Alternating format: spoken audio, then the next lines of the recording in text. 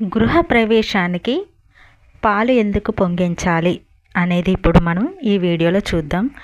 ఏమిటంటే ముందుగా మా ఛానల్ని వీక్షించిన ప్రేక్షకులకు మీకు ఈ వీడియో కనుక నచ్చినట్లయితే లైక్ చేయండి, షేర్ చేయండి, కామెంట్ చేయండి అండ్ ప్లీజ్ డు సబ్స్క్రైబ్. ఇప్పుడు ఏంటంటే పాలు ఎందుకు పొంగించాలి మనం ఇల్లు కట్టుకున్నప్పుడు అనేది ఇప్పుడు ఈ వీడియోలో చూద్దాం. ఇల్లు అనేది ఒక కుటుంబం కదా, ఒక వంశం సుఖశాంతులతో ఆనందోత్సాహాలతో మృదువుగా ఉండటానికి ఏర్పరచుకున్న ఒక నివాసం. ప్రతి ఒక్కరికి ఒక కల ఉంటుంది, సొంత ఇల్లు ఉండాలని. ఆ ఇంటికి వెళ్ళేటప్పుడు మనం పాలు పొంగించడం అంటే మన మన సుఖ సంతోషాలు అండ్ ఇంకోటి సిరి సంపదలు పెరగాలని ఫస్ట్ ఆ లక్ష్మీదేవికి మనం పాలు సమర్పించుకున్నట్టు అనుకుంటాం అనమాట, ఆ అగ్నిదేవుడికి. సో అగ్నిదేవుడు సాక్ష్యం అనమాట. ఇవన్నీ కనపడేది పాలలోనే కాబట్టి లక్ష్మీదేవి పుట్టింది పాల సముద్రంలో. ఓకేనా?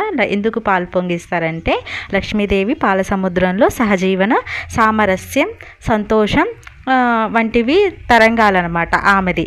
మన ఇంట్లో పాలు పొంగితే పాలతో సరదాలు, సిరి సంపదలు, ప్రేమ అభిమానాలు పొంగాలని, వాటితోనే లక్ష్మీనారాయణులు మన ఇంట కొలువు ఉండాలని పవిత్రమైన ఆకాంక్షతో గృహప్రవేశ సమయంలో పాలు పొంగిస్తారు. చూశారు కదండి. ఎందుకు పాలు పొంగిస్తారంటే మనం ఇల్లు కట్టుకున్నప్పుడు మన కొత్తగా కట్టుకున్న దంపతులు కానీ లేకపోతే